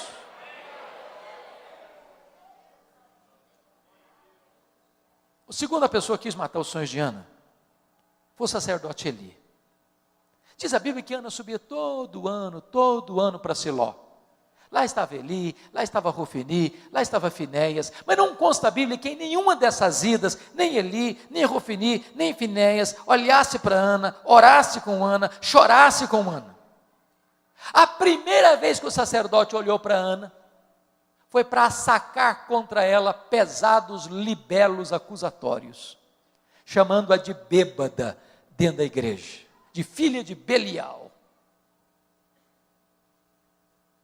Até acho, Bispo Gerson, que se a Ana fosse presbiteriana ou da igreja de Deus, eu acho que ela ia sair da igreja. Acho. Eu acho até que ela faria um pouco mais, eu acho que ela ia fazer uma campanha para tirar o pastor Eli da igreja. Por muito menos as pessoas fazem isso hoje. Você conhece crente hipersensível? Conhece crente que parece cristal? Qualquer coisinha se melindra. Trinca-se todo, fica magoado, também não vou mais na igreja, também não piso mais lá. Ana não era uma mulher hipersensível, não. Ana era uma mulher madura espiritualmente. Ela disse para o sacerdote: não, meu senhor, não me trate como uma filha de Belial, eu estou derramando a minha alma perante o meu Deus. Ela não permitiu que o sonho dela fosse roubado dela, nem mesmo dentro da igreja. A terceira pessoa que tentou matar os sonhos de Ana foi o seu marido, o Eucana. Eucana era um maridão. Ele era amoroso, ele era solidário, ele era companheiro, ele era provedor. Ele dava porções duplas a Ana, ele amava a Ana. Ele só tinha um pequeno problema: ele não acreditava em milagres. Isso era demais para a cabeça dele. O Eucana conhecia a Bíblia, ele conhecia a história de como Deus curou a Rebeca, de como Deus curou Sara. Mas você não vê em momento algum Eucana orando com Ana, chorando com Ana, se colocando no lado dela, falando: minha filha, você quer ser mãe, eu sei que você ora, eu sei que você chora, eu sei que essa causa você coloca diante de Deus, pois é, eu vou estar com você, conta comigo, eu vou orar com você, eu estou junto de você, essa causa sua é a minha causa também, Deus já fez milagre lá atrás, ele pode fazer hoje também, conta comigo, Ana, eu estou do seu lado. Ele nunca fez isso. Mas se você olhar comigo o versículo 8, parece-nos que ele vai ter uma outra atitude. Eu acho que ele chega um dia que ele tem uma conversa com a mulher dele, aquela conversa que marido e mulher têm com a porta do quarto trancada. Eu vou parafrasear essa conversa. Eu acho que foi mais ou menos o seguinte: Ana, vem cá, filha, preciso bater um papo com você. Ana, você não está percebendo que esse negócio de ser mãe está virando uma obsessão na sua vida, não? Ou minha filha está virando uma doença? Para com isso. Aliás, você está insistindo com Deus numa causa perdida, filho. Você não sabe que a junta médica de Ramá já deu o diagnóstico dizendo que não tem cura? Para que você insiste? Larga a mão desse sonho, Ana. Desiste disso. Para de chorar. Sai dos quartos escuros. Aliás, minha filha, você não está nem curtindo o maridão que você tem. Você não sabe que eu sou melhor que 10 filhos para você? Se fosse hoje, eu diria assim: Ana, pense em mim, liga para mim, chore por mim, não chore por ele, Ana. Assassino de sonhos. Cuidado, porque os assassinos de sonhos podem estar dentro da sua própria casa, muito mais perto de você do que você imagina. Não desista, não desista. Mas eu quero concluir olhando o último ponto. O que fazer quando os nossos sonhos estão sendo adiados? Ana nos ensina 3 coisas. Primeiro, Se os seus sonhos estão sendo adiados, continue crendo, continue orando, continue jejuando, continue colocando essa causa diante de Deus, continue insistindo, continue perseverando. Irmãos, às vezes nós desistimos cedo demais, nós caminhamos até a beira da entrada da terra prometida e perecemos no deserto. Pense comigo quantos casamentos que acabaram, que não poderiam e não deveriam ter acabado. Faltou um pouquinho mais de paciência, um pouquinho mais de amor, um pouquinho mais de perdão, um pouquinho mais de renúncia. Não desista, persevere, chore um pouco mais, ore um pouco mais, lute um pouco mais, jejue um pouco mais, não desista, não desista. Norman Vincent Peale foi um pastor metodista. E Norman Vincent Peale escreveu o seu primeiro livro, O Poder do Pensamento Positivo. Todo escritor enfrenta esse problema. Nenhuma editora gosta de publicar o primeiro livro de um escritor. E ele então procurou as editoras para publicar o seu livro. Bateu de porta em porta, nenhuma editora se interessou pelo livro. Ele ficou tão frustrado que jogou os rascunhos no lixo e disse assim: no lixo vão ficar os meus sonhos. Dona Ruth, sua mulher, mais crente e mais otimista do que ele, como via de regra as mulheres são, pegou os rascunhos do lixo e disse assim para ele: eu vou lutar pelos seus sonhos. Voltou a bater de porta em porta nas editoras, encontrou uma editora interessada no livro. Resultado, esse livro já vendeu mais de 40 milhões de exemplares, estavam no lixo. Um dos maiores best-sellers da literatura cristã. Não desista, não desista em nome de Jesus. Na saga da política americana, há um homem que me impressiona muito, Franklin Delano Roosevelt. Esse camarada estudou em Harvard, estudou em Colômbia, entrou na política, fez uma carreira brilhante. O sonho de Roosevelt era ser presidente dos Estados Unidos da América. Entretanto, com 39 anos de idade, ele sofreu poliomielite e foi para uma cadeira de rodas. Alguém se aproximou dele e disse: Franklin Delano Roosevelt, numa cadeira de rodas, você jamais será presidente dos Estados Unidos da América. Ele respondeu: pois eu nunca desistirei. Foi o único homem até hoje, na história americana, que foi eleito e reeleito presidente dos Estados Unidos da América 4 vezes, consecutivamente. Não desista de seus sonhos. Não desista de seus sonhos. A segunda coisa que Ana nos ensina, quando os nossos sonhos estão sendo adiados, é que você precisa tomar posse das promessas da palavra de Deus. Olha que coisa magnífica. Eli abrir a boca e falar uma tolice para Ana, chamando-a de bêbada. Essa palavra Ana não acolheu no coração. Irmãos, eu sou pastor há 33 anos. Eu já vi muita gente doente emocionalmente, porque um dia escutou uma palavra atravessada do pai, da mãe, do marido, da esposa, do professor, da professora, do patrão, do vizinho. E essa palavra entrou com uma seta envenenada e adoeceu a alma. Se alguém um dia falar uma coisa atravessada para você, por favor, não hospede essa palavra no coração. Você não é o que as pessoas pensam, você não é o que as pessoas falam, você é quem Deus diz que você é. Agora preste atenção, esse mesmo profeta que falaram uma tolice, agora abre a boca, e é um mensageiro de Deus, e é um profeta de Deus, quando ele diz para Ana assim: vai em paz para a tua casa, e o Deus de Israel te conceda a petição que lhe fizeste. Essa palavra é boa, essa palavra é de Deus, essa palavra Ana acolheu no coração, essa palavra trouxe cura e libertação para Ana. Agora nota uma coisa, Ana teve 2 curas.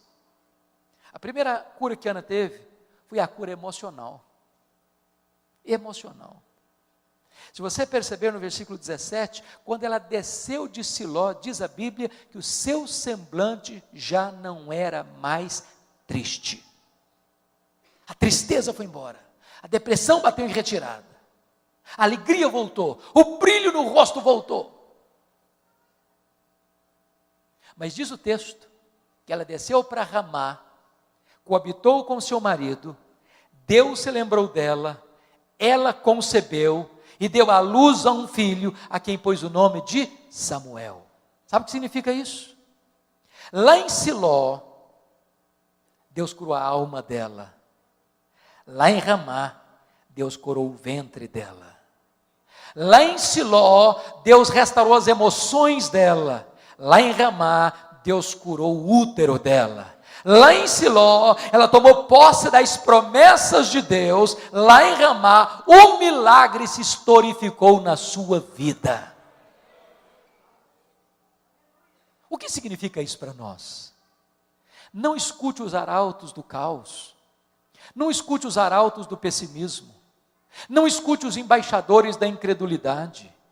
Tem um monte de gente dizendo para você, não, o cenário está ruim, vai ficar pior, não, está muito complicado, mas vai piorar muito mais, você não consegue, não vai dar certo, não vai funcionar, outros já tentaram, não conseguiram, é melhor você nem começar, é melhor você desistir logo, não vai dar certo, vai dar errado, vai dar muito errado, e todo dia, toda hora, a todo momento, tem gente pessimista do seu lado, tem gente semeando palavras de incredulidade no seu coração, tem gente apostando no fracasso na sua vida, tem gente que quer que você aceite passivamente a decretação da derrota na sua casa, na sua família, mas em nome de Jesus, não escute os profetas do pessimismo, abra os ouvidos da sua alma, escute as promessas da palavra de Deus, porque Deus vela pela sua palavra em a cumprir.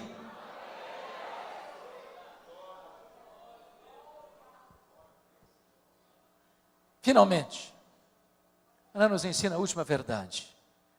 Se os seus sonhos estão sendo adiados, saia dos quartos escuros. Pare de lamentar. Pare de murmurar. Pare de reclamar. Volte a viver, volte a sonhar, volte a sorrir, volte às trincheiras da luta.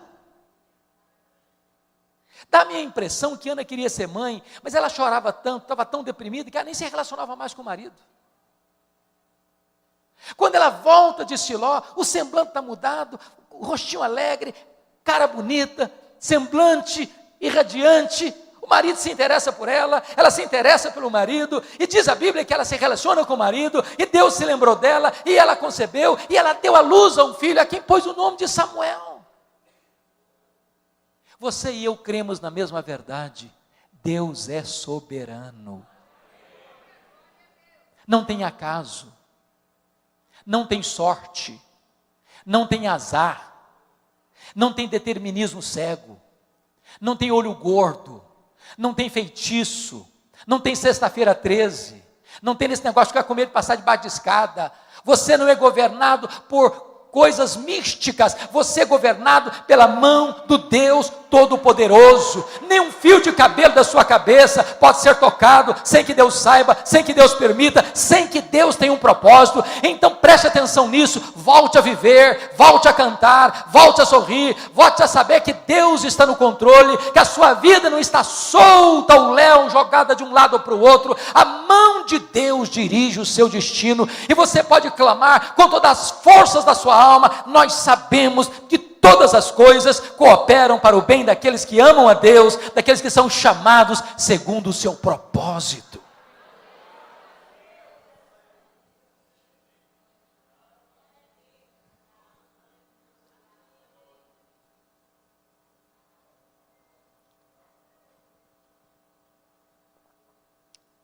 Há um autor que eu gosto de ler, e não obstante não ser ainda um cristão, pelo menos que me conste, nem sei se ainda está vivo, Og Mandino. Se você nunca leu O Maior Vendedor do Mundo, vale a pena ler. Mas o que mais me impressionou em Og Mandino é que aos 35 anos de idade ele estava bêbado, falido, caído numa sarjeta, pensando em suicídio. 10 anos depois, Og Mandino estava no topo da fama mundial, escrevendo livros lidos e traduzidos no mundo inteiro, encorajando as pessoas a viverem com otimismo. E eu fico pensando no meu coração, se um cara que nem cristão consegue viver com otimismo, e você? E eu? Que podemos dizer, este é o dia que o Senhor fez, alegremo-nos e regozijemo-nos nele. Aliás, você deveria todo dia, ao acordar, abrir a janela do seu quarto e dizer, Deus, pode ser hoje, Senhor. Pode ser hoje. Você começou o seu dia animado. Uma aventura nova, uma caminhada nova, com vitórias novas, com coisas magníficas todo dia, todo momento. Yogi Mandino, no seu livro autobiográfico, tem um conselho muito simples, até muito prático, para você começar o seu dia animado. E o conselho dele é o seguinte, bem de manhã, antes do café da manhã, faça o seguinte, pegue o melhor jornal da sua cidade. Aqui em Brasília é o Correio? Ou tem outro melhor? É o Correio Brasiliense. É o mais lido? Talvez. Pega o Correio Brasiliense então, vá lá. Bem de manhã, antes do café, abra o jornal. Só um detalhe, não comece a ler as notícias políticas não, que você vai ficar deprimido, você vai perder o apetite, vai ficar revoltado, vai amargurar o coração. Então pula essa página, tá bom? Pula. Segundo lugar, você não vai querer também começar o seu dia lendo as páginas econômicas, não é verdade? Você não é tão valente a esse ponto. A inflação está voltando, tem empresa quebrando, tem gente desempregada, a perspectiva para o ano que vem é complicada, você vai ficar depressivo, então pula essa página da economia também, tá bom? Rápido. Bom, você não vai querer também começar o seu dia lendo as páginas policiais, você vai ficar com medo de sair de casa, então é melhor você não ler, pula essa página também. É claro que você não vai querer começar o seu dia lendo as páginas esportivas, porque de repente você é torcedor do Vasco da Gama e tem certeza que vai cair e você está depressivo com isso, então pula também essa página. Você quer começar o seu dia animado, diz ele? Faz o seguinte então, leia a página do obituário, a lista das pessoas que morreram. Só um detalhe, você tem que ler tudo. Os nomes grandes, os nomes pequenos, lê tudo. Quando você terminar essa leitura, você vai descobrir algo fantástico. Você vai descobrir que o seu nome não está nessa lista. Você vai descobrir que as pessoas que estão nessa lista dariam tudo para estar no seu lugar, mas elas estão mortas. Você vai descobrir que você está vivo, e se você está vivo, um milagre de Deus pode acontecer na sua vida hoje. Não desista de seus sonhos.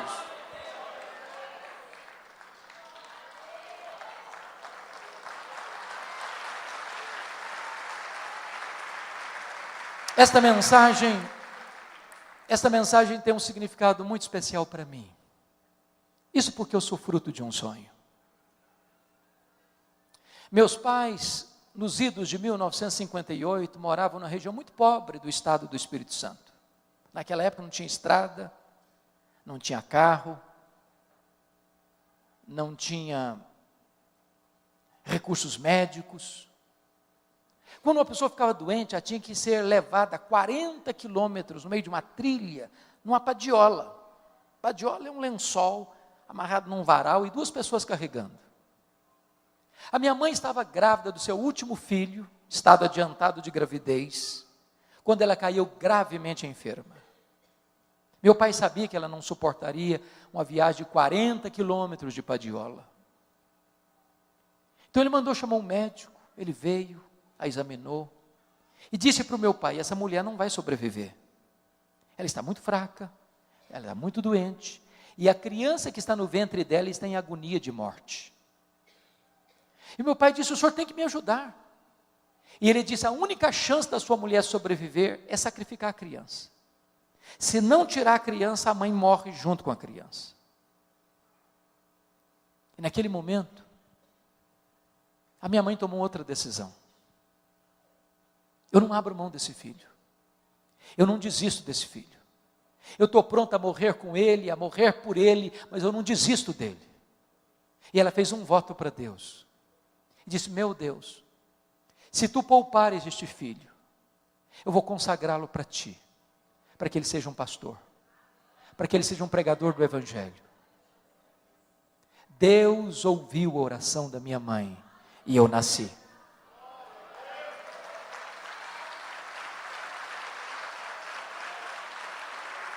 Nasci na roça, já trabalhando na enxada, com as mãos calejadas. Com 8 anos de idade eu fui calçar meu primeiro par de sapatos. Na minha região não tinha escola, a não ser escola primária. Nunca ninguém tinha saído dali para fazer mais do que 4ª série primária. Eu entrei na escola com 8 anos. Com 12 anos eu botei 4 listinhas brancas, uma gravatinha azul. Era tudo que se fazia naquele lugar. De uma maneira muito curiosa, eu tinha sede de estudar, uma vontade de estudar. Na minha casa não tinha livros, só tinha um dicionário velho, rasgado. Com 10 anos eu comecei a decorar aquele dicionário. Com 12 anos eu terminei o primário. Mas com 12 anos eu não sabia o que era luz elétrica. Com 12 anos eu não sabia o que era uma cidade. Com 12 anos eu não sabia o que era uma televisão. Com 12 anos a minha professora que me alfabetizou disse assim para mim: eu sei o seu sonho de estudar. Eu estou mudando para Vitória, você quer ir comigo? E eu disse para ela: se os meus pais deixarem, eu vou. Eu nunca tinha dormido uma noite fora de casa. Com 12 anos, eu subi na carroceria de um caminhão e fui parar no pior bairro da Grande Vitória, dentro de um mangue, do lado de um prostíbulo, um barraco de tábuas com 4 cômodos, com 10 pessoas. Foram tempos dificílimos na minha vida. Irmãos queridos, muitas vezes, eu namorei um pão na vitrine de um botequim. Meu estômago doía de fome. As lágrimas rolavam pelo meu rosto. Eu não tinha dinheiro para comprar um pão para comer. Muitas vezes eu acordava de noite com fome, não tinha açúcar para comer, não tinha farinha para comer, e eu dormia soluçando de fome. Eu tinha um sonho, e eu queria lutar por ele. A minha mãe sabe que nunca me contou o projeto dela com Deus. Ela entendia que Deus haveria de me chamar, em vez de eu ser sugestionado a ir para o seminário. Meu sonho desde criança era ser advogado e político. Eu nunca perdi um comício. Naquela época o comício era na praça, na rua. Enquanto o último orador não descesse do palanque, enquanto as luzes não apagavam, eu não ia embora. No dia que eu fiz 18 anos, exatamente no mesmo dia, eu tirei meu título e me filiei num partido. Eu tinha um sonho. Até o dia que Deus pôs a mão sobre mim e me chamou para o ministério. Eu estava conversando com o presbítero José Scherrer, dizendo para ele que a hora que eu terminasse o meu curso de advocacia, que eu fizesse a minha carreira, que eu entraria num seminário para me preparar para servir a Deus melhor. E aquele presbítero olhou dentro dos meus olhos e me disse assim: jovem, você quer dar a sobra para Deus, e Deus quer você por inteiro agora. Aquela palavra entrou com uma flecha no meu coração, e eu disse: pois aqui estou eu me entrego agora. E Deus pôs uma convicção plena no meu coração de que Deus me chamava naquele momento para o sagrado ministério. Eu abri mão dos meus sonhos e abracei os sonhos de Deus. E hoje eu posso dizer para você que não tem nada mais sublime no mundo do que ser pastor, do que ser pregador do Evangelho de Jesus Cristo nosso Senhor. Antes da minha mãe morrer, ela me chamou à sua casa e disse: filho, eu preciso falar com você. E ela me contou essa história, e ela me contou mais. Ela me disse: meu filho, nesses anos todos, eu nunca deixei de me levantar da minha cama e prostrar meus joelhos e pedir que Deus capacitasse você, que Deus ungisse você, que Deus revestisse você com graça e poder para pregar a palavra de Deus. E eu abracei minha mãe, chorei muito com ela, e disse para ela 2 coisas. Falei: mãe, a senhora está me ensinando as 2 verdades mais importantes da minha vida. Primeiro, a senhora está me ensinando que um filho nunca é pobre, se tem uma mãe que ora por ele. Segundo, a senhora está me ensinando que muito mais importante que os meus sonhos são os planos de Deus. São os planos de Deus. Se preciso for, abra mão dos seus sonhos, mas nunca abra mão dos planos de Deus para a sua vida. Eu sei que você tem sonhos. E hoje você pode colocá-los na presença de Deus. Se esses sonhos estão afinados com o plano de Deus, Deus há de cumpri-los. E se você quer colocar esses sonhos no altar de Deus, eu quero orar com você. Eu quero orar por você. Eu não sei quais são esses sonhos. Talvez uma doença. Talvez um filho. Talvez o seu cônjuge. Talvez a sua família. Talvez a sua empresa. Talvez a sua igreja. Talvez a conversão de alguém que você ama tanto. Talvez você que veio aqui hoje, está lutando para ser mãe. Pois hoje Deus pode fazer esse milagre na sua vida. Porque Deus é aquele que faz com que a mulher estéril seja alegre, mãe de filhos. Qual é o seu sonho? Derrame a sua alma na presença de Deus. Deus é o Deus que ouve. Deus é o Deus que vê. Deus é o Deus que age. E Ele está aqui nessa noite.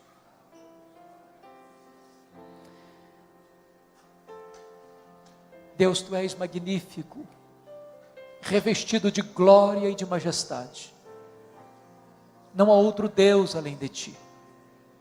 Só Tu és Deus.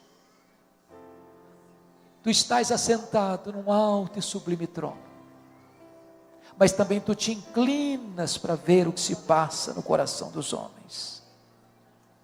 Então Deus olha para nós nesta noite, com graça e com misericórdia. Contempla o clamor dos Teus filhos e das Tuas filhas. Olhe dos altos céus e vê as lágrimas que estão sendo vertidas. Ó Deus, Tu és poderoso para sondar o nosso coração, para escutar os gemidos da nossa alma. Não permita que o Teu povo volte para casa de mãos vazias. Que o Teu povo, Deus, possa voltar para casa com um brilho no rosto e com a promessa da vitória nas mãos. Que o Teu povo se aproprie da Tua palavra nesta noite e que os milagres da Tua providência se historifiquem na vida do Teu povo. Exalta o Teu santo servo Jesus nesta noite, neste lugar, e glorifica o Teu próprio nome na vida da Tua igreja. Aqueles que estão enfermos, Deus, Tu és poderoso para curar.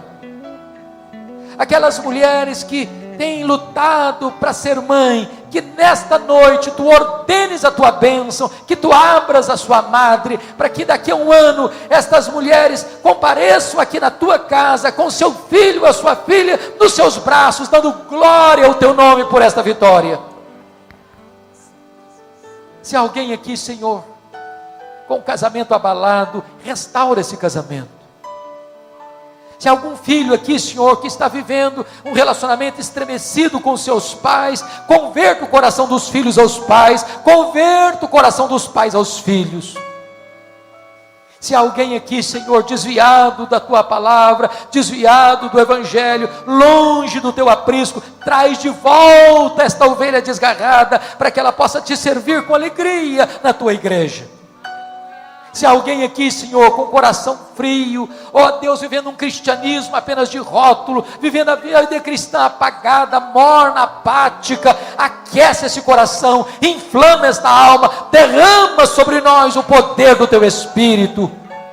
Ah, Senhor Deus, contempla o Teu povo, visita o Teu povo, fortalece o Teu povo, alegra o Teu povo, reaviva o Teu povo, exalta o Teu nome na vida do Teu povo, em nome de Jesus, para a glória de Jesus. Aleluia, aleluia, amém.